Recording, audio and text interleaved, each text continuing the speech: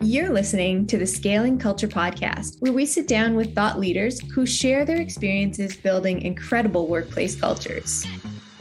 Our guest today is Delise Simmons, Chief Culture Officer at the Culture Think Tank. Delise has been a leader in the area of organizational development and human capital for more than 25 years. Her dynamic style and extensive experience have produced exceptional corporate cultures and leaders companies such as Southwest Airlines, Office Depot, JetBlue Airways, and many others. In her time at Southwest, Delise developed and delivered leadership training called University for People to thousands of employees during the time they were rated one of the top 10 companies to work for in America. At the Culture Think Tank, Delise helps to make the world a better place through performance analytics and research. With her team, they focus on identifying and quantifying the metrics that drive workplace performance and providing the insights. In this episode of Scaling Culture, Ron and Delise discuss Delise's journey into people and cultures and her time at Southwest Airlines under Herb Kelleher's leadership, Delise's work at JetBlue Airways, and strategies on how to define the culture, core values, and behaviors, and the Culture Think Tank and workplace culture trends in the hybrid and virtual environments, and why culture is everyone's job, not just an HR function. Before we dive into today's episode, our team would like to share an observation. We believe the number one challenge in this hybrid and virtual workplace is building relationships. We sometimes take for granted that people know by default how to build trust and how to sustain strong relationships, but unfortunately that's not always the case. Be sure to check out a sample of our 1-hour series on building relationships at scalingculture.org. Now on to the show. Welcome to another episode of the Scaling Culture podcast. I'm your host, Ron Lovett, and today, all the way from San Antonio, we've got Delise Simmons, the Chief Culture Officer at the Culture Think Tank. Delise, welcome. Good morning. How you doing? It's early. It's bright and early where you are. It's 7:45, so the sun is peeking over my head behind me. I can see it. It's beautiful. It looks like it's going to be a beautiful day. It's a bright, sunny day in South Texas, yes. Well, look, thanks for giving us your time today. I was really excited knowing you were joining. I know you've got an incredible history, which I'm excited to dive into. You know, you've spent some time at Southwest. To me, that's one of the top brands on the planet. As far as when someone thinks of culture, I feel like that's probably the first company they go to for a company that, for the most part, gets it right. And so I know you've got lots of history there. But let's rewind. What got you into people and culture? You know, caring about culture. What was your aha moment to say, hey, I like this, I enjoy this, and want to do more of it? It's a great question. I graduated from the University of Texas and did not think that I would be doing what I'm doing now. I got a job with Southwest Airlines just fresh out of college, and I was given opportunities that did not befit my age. They gave me a lot of opportunity very quickly, and it was kind of one of those sink or swim, rise to the occasion or not. And so I knew immediately I loved helping people love their job. And I got my start at one of the best. As you mentioned, it's a legendary culture. And I was immersed in it at the very beginning of my career. So when you say they allowed you to do that, what was that? Was it like a generalist when you started, when they were allowing you to do things that maybe you hadn't had training for? What was that first role? Well, Herb Kelleher was the president, chairman, and CEO at the time when I was there. And Herb gave me and a couple of other people an opportunity. It was back in the late 1980s, and we didn't use corporate culture in our vernacular. It just wasn't available to us. Customer service. Pardon me? When you say you didn't use it, you mean the word? We didn't. Culture? Yeah, those words. It just wasn't no one was talking about company culture at that time. But Herb pulled a couple of us aside and was talking about customer service. And he said, you know what? I want to do something better than that. And he kind of paused for a minute. He said, I want to do employee service. So what I want you to do is go find out who's doing employee service the best. And this is pre-internet, pre-Google. We looked at, we had periodicals and the yellow pages and scoured the country for who was doing this kind of employee service the best, which is today's corporate culture. So we got the chance to go scour the country, meet with people, get a lot of education underneath our belts. And then we came back and helped create the Southwest Airlines University for People. Well, Delise, who was the best back then? Who was the best? I'm curious. Small organizations, people that you probably wouldn't recognize. We went to everywhere we could, but the smaller organizations at that time just seemed to be doing things a little bit better than the large ones. And so you said you came back to start the university. Was it because, look, we're much larger, we're going to have to design this, we're going to be much more thoughtful than four people in a basement kind of getting along well, servicing each other well? Is that correct? Or yeah, we knew we had, at that time when I worked there, we had 1,000 leaders that would go through, would be available to go through our training. Before we started that, our training at Southwest Airlines was, pilots did their training, flight attendants did theirs, very siloed. Operations did their own training. And what Herb wanted to do at the university was have all of the supervisors, managers, leaders from all the disciplines come in together in a heterogeneous mix of departments, but all having supervisory or better titles. And the executives would go through our training too. So Herb Kelleher would be in one of our classes, sitting there for a week, taking notes and asking questions, as any good servant leader would do. Wow. And was it tightening up what you already had, or was this a big shift? Was it like, okay, we're not getting it right, so Herb's like, look, we need to do something. I want to double down. And with that, were people pushing back and saying, hey, I didn't sign up for this, I'm not interested? Yeah, not so much. They weren't pushing back. There were 13,000 employees when I started, and I think he knew how big we were going to get. The culture at Southwest Airlines it started off very kind of cult of personality. Herb Kelleher had a very big personality. He knew everyone. He knew them by name. He knew your parents, your kids, your husband, your wife. And then as he knew that he wasn't going to be able to keep that up as we got bigger. So he wanted to systematize what he had already built within the organization so that it could scale. Yeah, that's really, really smart. So he knew, look, based on the vision I have for this business, I need to proactively get in front of this. I'm not going to be able to keep my finger on this pulse of culture for that much longer. He would tell us all the time, we're not in the aviation business, we're not in the transportation business, we're in the people business. So if we can treat our people the way that we need to treat them, then the customers will come. And if you go back to that time, Delise, what was the biggest challenge when you tried to, I'm going to say, shift or upgrade or define or design your culture? What was one of the biggest challenges you were faced with back then? It's funny. The culture at Southwest is strong and palpable. As you grow, though, there's a lot of lamentation around it's not the same as it used to be. So as you grow, it's not ever going to be the same as it used to be. Your culture is very fluid. It's dynamic. It's going to change. And we can either intentionally help it grow in the direction we want to, or it's going to grow regardless. So our biggest pushback was trying to get the people that wanted it to be the way it was to be able to embrace the way it needs to be. And I want to talk about JetBlue for a second as we're on the airline topics. It sounds like you had some experience building that from scratch. Did you use some of the tools from Southwest? And let's chat about the JetBlue and how you started from scratch there, because that to me is even more challenging in some cases, correct? Sure. Well, the gentleman who started JetBlue Airways was a guy by the name of David Nealman. He, by the way, just started a new airline in the United States called Breeze Airways. So he's made his stamp in commercial aviation all over the map. But he left. He was on the board at Southwest Airlines. We had acquired his first airline called Morris Air. So we acquired them when we were at Southwest. And then he went to create JetBlue. And he brought a couple of us from Southwest and said, I want to start a new airline, a competitor. And it became JetBlue was the largest startup airline in commercial aviation history. And did we take some stuff from Southwest? Yes, absolutely we did. And for you, what made the shift? It sounds like you were, totally involved in the Southwest culture. You had direct lines with Herb. Why the shift for you? Just an opportunity to build something great. And I went to him, I went to Herb and told him what I'd been invited to do and how did he feel about it. And he embraced it with his arms wide open, just said, you've got to go do that. To start an airline you don't get the chance to do that very often. And I say, go for it. Wow. That guy's just an incredible leader, right? Absolutely. Yes. Yeah. And so let's fast forward. What did that look like? You walked in, it was like, whoa, I don't know if the word culture was being used at that point, but you certainly were there to create it. What was your first steps?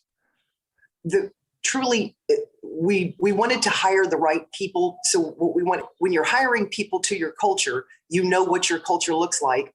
But when you haven't figured out what your culture is going to be, you want to hire people that you think will model this thing that will become your culture. So we were very meticulous about how we decided we were going to approach the entire hiring process. And once we got about 50 people that we had hired, then we did the first exercise that I encourage all organizations to do, and that's create your organization's values, and not just the values. But Delise, sorry, yes, I'm just curious.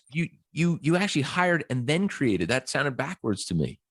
Well, we didn't want it to. We were creating it from the outside in, and we wanted the values to become from the inside out. So we figured we knew the kind of people we were hiring. We were hiring people from the aviation world that we knew had this kind of camaraderie and spirit that is ready to go. Be to have the spirit to start a new airline, you've got to have a whole lot to you. But then we wanted to create the values based on what they wanted, not based on what we believed we wanted. So this was an exercise from this group of 50 or a select number of them, not the founder kind of running that, correct? Correct. Wow, that's interesting. That's I haven't heard that before. I typically always hear that it starts from the founder and then is kind of tightened up through some key staff members. So that must have been it sounds like there was some alignment on the hiring practice, but it must have been a tough exercise. What did that, can you let us be a fly in the wall? What did that look like? Well, and it's the exercise that I do in my work. We bring a cross section of the organization together. In that case, it was everyone in the organization, but with others as well. And we talk about your organization's values being what you look like. You recognize yourself in those values, but they're also aspirational. So they're not how we look every day, but how we look on our very best day. So with JetBlue, what do we want this airline to look like from the start on its very, very best day? And that's how we decide to create the values.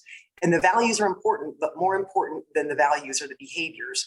And behaviors are, if we have 5 organizational values, we need some descriptors underneath that. Because if let's say integrity is a value of ours, if I've got 10 people in the room, there's going to be 10 different ideas of what integrity looks like. So we want to behaviorally define each value so that our employees are very clear as to how to behave and how to have success. And back then, were you able to rally everyone behind, however values you created plus the underlying kind of descriptors? Or were there people was there a large debate that said, look, I'm not in for that word or that description, I'm out? Was there some division then? Not really division, a lot of conversation, a lot of, if we're really building this the way we want to. We had people, obviously, as I mentioned, from commercial aviation. So what we were able to do too is say what worked well in our previous lives and what didn't. If you don't put something new into the mix, then you're not going to get anything different. So we wanted to do, really cull the best of the best in order to create what we created in JetBlue. And then what from there? How did you move to keeping them alive and executing and letting them kind of breathe within the organization? Was it then? I think you mentioned the university starting to build that out, or? Yeah, so we take those behaviors, the values and behaviors, and I want to deep drill them into the organization so that they can't ever come out. So I want those values and behaviors to be part of the recruiting process, the interviewing process, your performance management process, the way you reward and recognize. So you build the framework of the organization with those values and behaviors, and it just becomes very clear who we are and what we're about, and that's where we get to culture. And how do you know from the past and even today with the work you do, Delise, if you're getting that right? Like, what is it? Just simple surveys? How do you know if you're getting it right?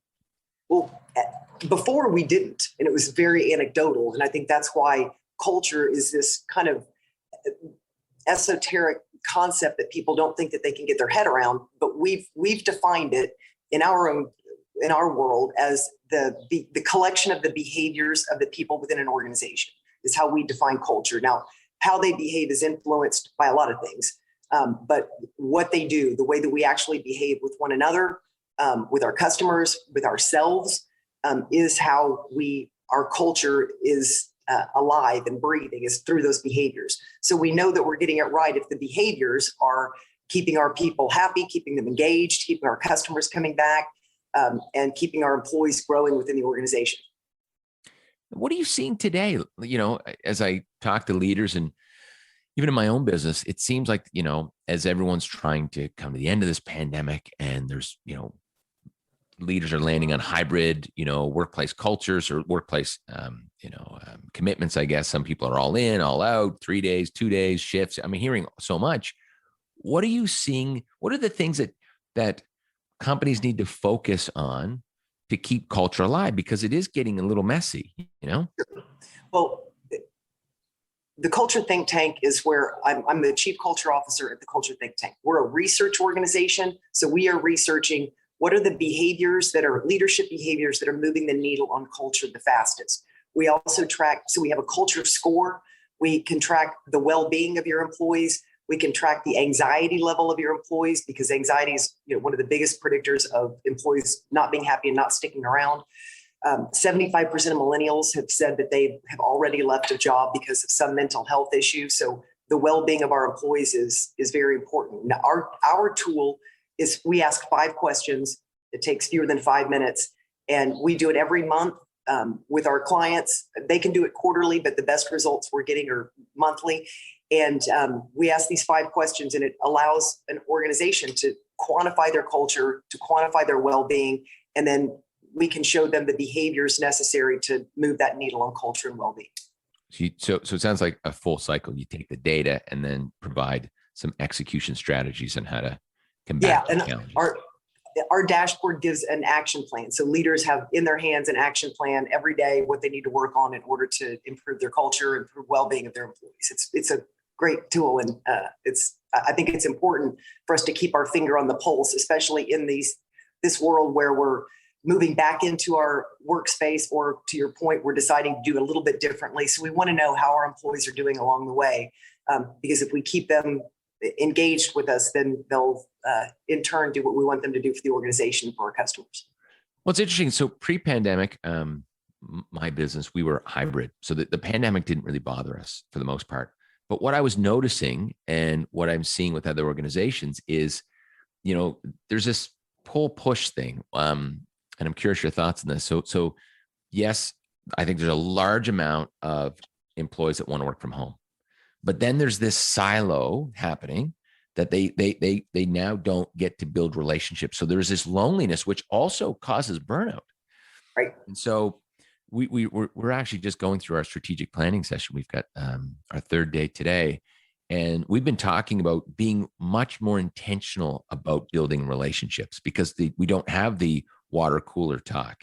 And so, right, I feel it's our job to double down as a leader. And how do you encourage and guide staff members to build relationships? Like, what are the tools? And funny enough, as I was writing the book, Scaling Culture, Holly Delaney, who's on an advisory committee with Sherry, who we spoke about, she said, Ron, these are great topics. I agree with these, but the one thing that's missing is building relationships. You can't do any of this stuff, change management, any of this stuff, without the relationship. And so one of the things we did for our quarterly is have everyone read that chapter, because I think it was a bit of an aha moment that I believe that we're at a place where companies actually take for granted the tools that it takes to build relationships.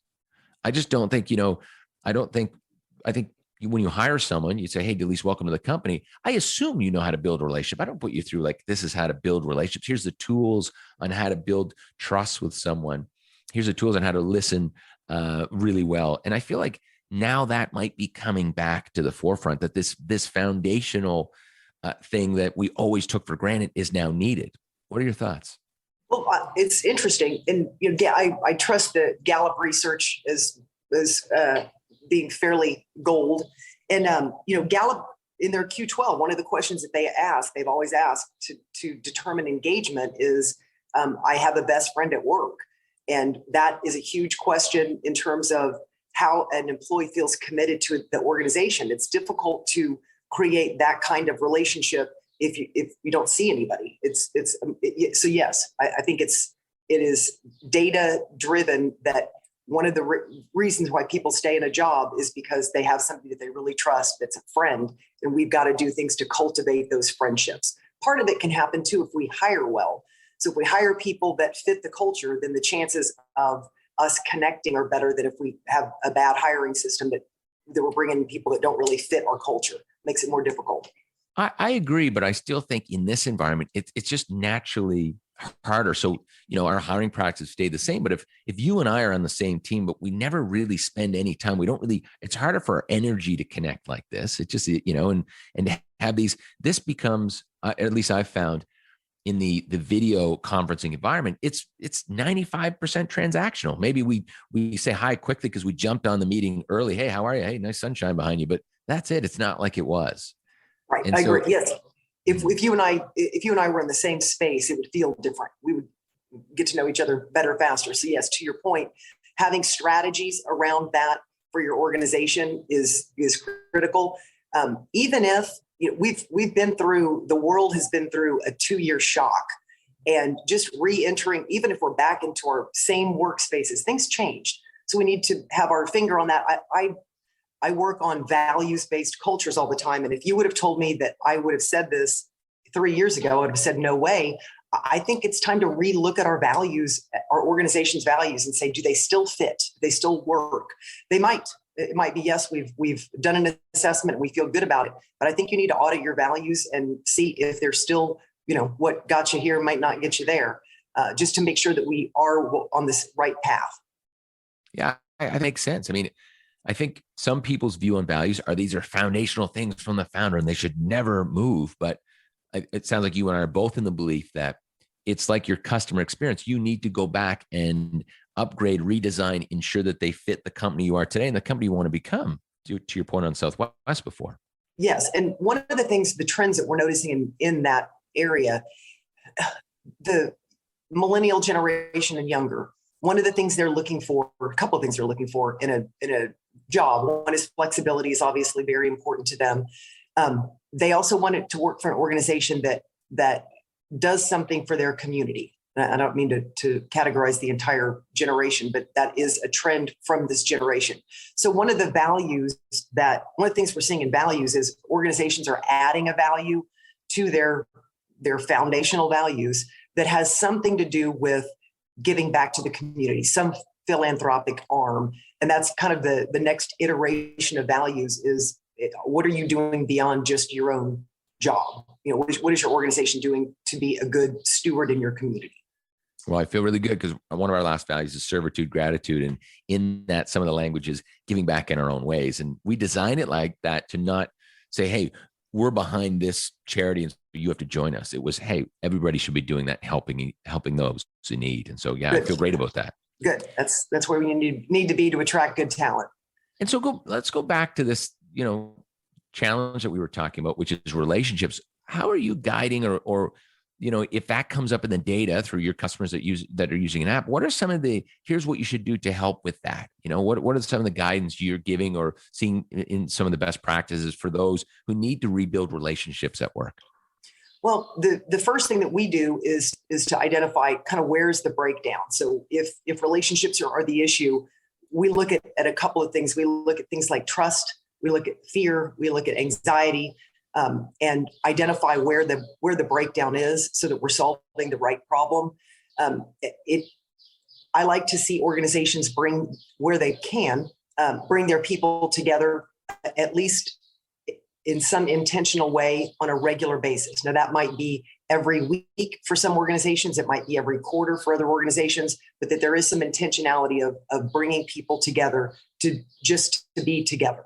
Not a whole lot of structure around it, but giving them an opportunity to build those relationships together.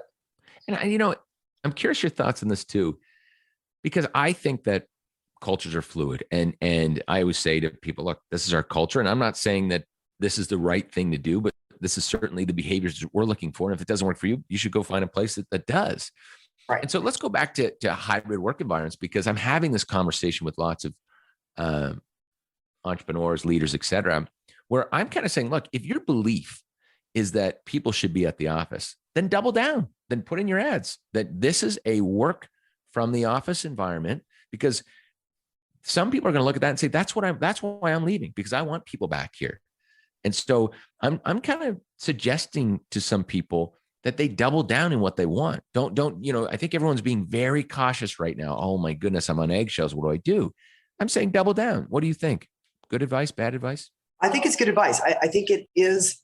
It's a matter of, to your point, you're going to design the culture that you want to work for you. Now, I have a client who has done that, and he has said in no uncertain terms, everybody's going to be in a seat, and he lost a few people. I think it's a little bit of a risk in terms of I'm not going to be available to everyone because everyone's not going to want this. I might miss out on some top talent. I would just want to know what's the purpose, and there could be a good purpose, but what's the purpose of making sure everyone is there 5 days a week, 8 to 5, or whatever your schedule is.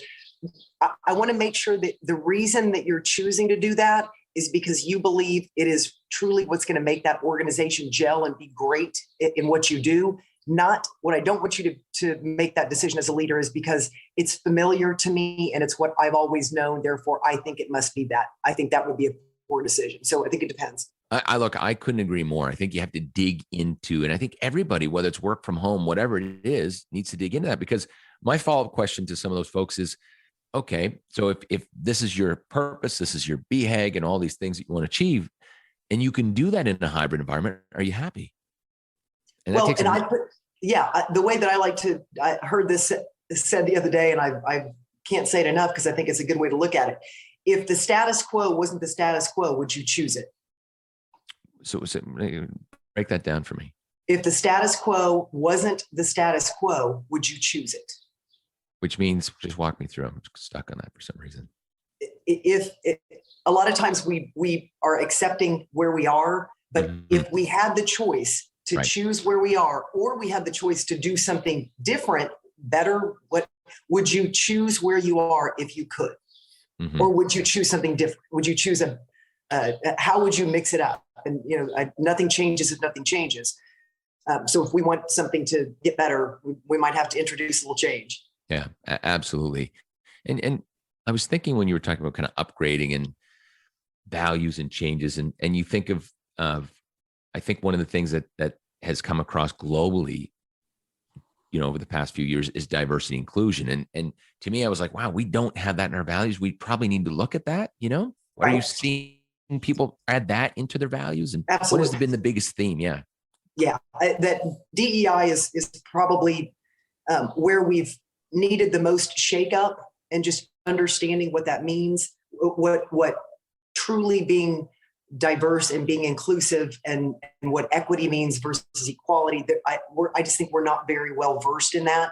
And if we don't have a diversity, equity, and inclusion strategy in our organization, it'll probably start to show in your hiring, in your ability to attract top talent. So yes, I think that's, and even what it all means, I don't think we've done a good job educating our organizations that it's not, that doesn't just mean you don't discriminate. It means so much more than that. But people don't necessarily understand the complexities because no one's really said anything about it until now. Well, it's interesting. I feel like this is similar to back in the Herb Keller days where the word culture wasn't used. Like today, it's just like treat people fairly. Now it's like, no, this is equity, diversity, inclusion. Like this is very different. Correct. Interesting. And so what other trends are you seeing? What other challenges or problems are you guys solving at the Culture Think Tank that is happening, that's consistent, or that is a trend of a challenge today? Well, we're seeing a couple of things. One, employees are feeling more empowered than ever to push back on leadership, to say this, we don't want it this way, we'd rather have it that way, or this, whatever we want. And so there's a voice that our frontline employees have always had, but it's being exercised more. I think our supervisors and leaders, we all went through something together that we didn't know the answers to. So everyone is kind of in the same boat at the same time. So I think there's a humility, a humbling experience there that has allowed leadership to say, wow, I don't really know. I never would have guessed that I would be doing this way. So I think that flexibility isn't just that our employees are wanting, isn't just flexibility with whether we work at home or whether we work somewhere else, but the flexibility around why are we doing it the way we're doing it? How can we do it better? And being willing to be nimble and to do things differently. Again, not choosing it just because it's where we are. Right. And what are you seeing on organizational design and org charts? Are you seeing any big shifts from your seat? I'm seeing a lot of people with a title with culture in it, which I have not, which we haven't seen before, and titles like DEI titles. So there's, and then having strategies around it. It used to be, culture was something we talked about, diversity, inclusion, it was something that we talked about, but we didn't really have a budget for it. We hadn't put resources against it. It was something we talked about. And now I believe your culture does need a budget. It needs resources. It needs a strategy, because it's an entity in and of itself, because it's a collection of the behaviors of everyone. So even if it's an ad hoc committee, you might not be able to hire somebody, but bringing people together. At Southwest Airlines, we had the culture committee. We met once a quarter, and it was a 2-day event. And we had probably 50 to 60 people on the culture committee. And that was our primary role every quarter, was in what areas can we improve the culture for the employees first, and then secondarily for the customers. I love that. And what about I hear you on titles, and I fully agree. But what about design? You're seeing things flatten out, any different structures popping up with some of your customers? I haven't seen any org charts necessarily flatten out. I've just seen the difference in kind of the way we're delivering business. The thing that I'm frustrated by is being in a frontline situation where people are on their phones all the time. They're delivering customer service in whatever capacity, and they're on their phone watching a movie. I think that's part of the culture of our American workforce that is a little bit problematic. Right. And what do we do to combat that? That's a tough one. It's a very good one. I've got clients who, put down rules about where your phone has to be, but you have to police it. So I know it's a big problem. It's a big customer service problem. Oh yeah. What else, Delise? What else are you thinking about, talking about, sharing that we haven't covered today? Well, the thing that I'm interested in right now, I'm intrigued by, is I was giving a talk to a Vistage group in Austin this week. And one of the gentlemen there, we were talking about how big your organization is. And, he said, I really don't know if this applies to me, this topic of culture, because it's just me. And so I've started to think about the culture of one. And a lot of organizations are 1 or 2 people organizations, and there's still a culture. It might just be you. It might be you and 2 other people. But don't underestimate that, having a powerful culture, because it's your behavior with your clients. So you can make, even if you're 1 person or 2, you can make culture something interesting and fun for you and for your employee, if you have one, or your customers. And I think about, we hire, you think about the dilution of a culture. If we hire from 30 people to 31 people, 1 person gets added into a mix of 30, it changes the culture a little bit. But it's not as much as if I'm a person of 1 and I add my second employee. That's probably the most critical hire that there is. So you've doubled your staff, and it's that. So that's what interests me right now is what does it look like for those organizations that just have 1 or 2 people? How do they create their culture?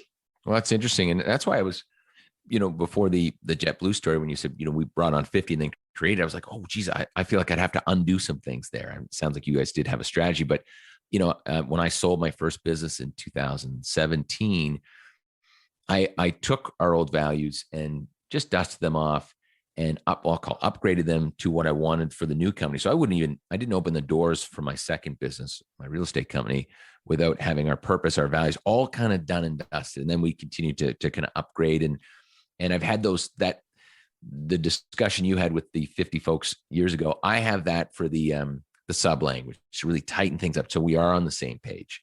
And I couldn't agree more. And I think it was Sherry who told me, and I forget, she said it so beautifully, and it is in the book. I'm going to get this wrong, but she said, look, your culture is not really alive and certainly not sustainable until it's so ingrained in people that they police it themselves. Right. And I was telling a story yesterday. We brought in a chief operating officer not too long ago. We were having a group discussion about something we were just going to say, no, we don't need to deal with that. And he literally brought up our values and read it out to us as a group and said, yeah, but our values say this. And everyone was like, yeah, no, we're doing it now. Yeah, thank you.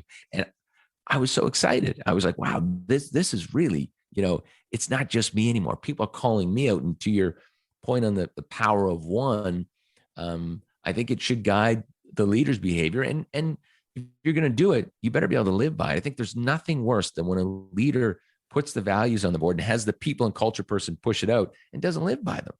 No. And a couple of things. I don't like when culture gets relegated to human resources, which it often does. And it's not a human resources function. It's an entire operation function. So if we have culture tucked away in someone's office and that's their responsibility, it's not going to do what it needs to do. Again, if we believe the definition of culture that we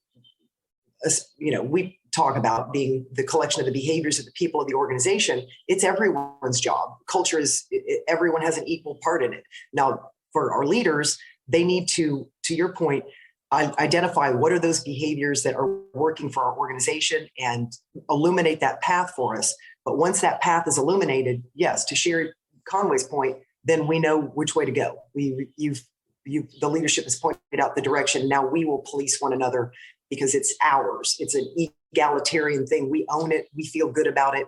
And that's why I like our values to be talked about, and let's look at them again and make sure that they still stand the test of time, because I want to get buy-in from my employees, and people don't buy into anything that they are not going to be able to see themselves successful doing. The way we get buy-in is to make sure people can see themselves as successful, and then they will buy in. And before that, that's your values, not mine. Right.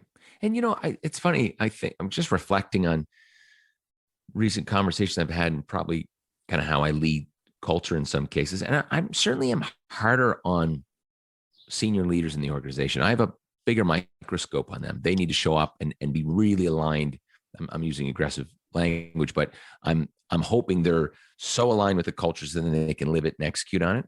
Are you seeing that as well? Or I'm seeing for the first time that people that I believe gave maybe a little bit of lip service to this whole idea of culture are starting to see how real it is. So yes, they're paying it different attention. It's not just, someone from HR is going to come in and talk to us about culture or diversity. That really they're realizing that it's mobilizing a generation of people, and that our employees matter, and we need to listen to them. And no one knows what our culture can be better than our own employees. So we need to talk to them about it and make sure that we're aligned the way that we need to be strategically. And then to your point, we double down. That's where I think we double down, is this is what we are. This is what we're about. We're all feel good about it. Then if someone doesn't like that, then this is ours. Then we want to hire people that do align to this. And if they don't, we're not for everybody, and find a place where you fit better. And if it's not here, then that's great. But this is what we've built. Yeah, excellent. Well, Delise, really nice to have you. I've really enjoyed this conversation. I've learned a lot. And so thank you. And I'm sure our listeners will do the same. So thanks for your time today, and really nice to connect. It's great to connect with you too. And you guys check out the culturethinktank.com, and you can see some of the work that we're doing, and stay informed on kind of what trends are out there and what you need to do to continue to be successful in your culture. Absolutely. Will do. Thanks, Delise. Thanks, Ron. We hope you enjoyed this episode. Be sure to rate the podcast and leave us a positive review. For more information about Delise or her work at the Culture Think Tank, please follow her on LinkedIn or go to theculturethinktank.com. To check out a sample of our 1-hour series on building relationships, go to scalingculture.org. And if you're enjoying the Scaling Culture podcast, please share with others. We'll be back soon with another incredible guest.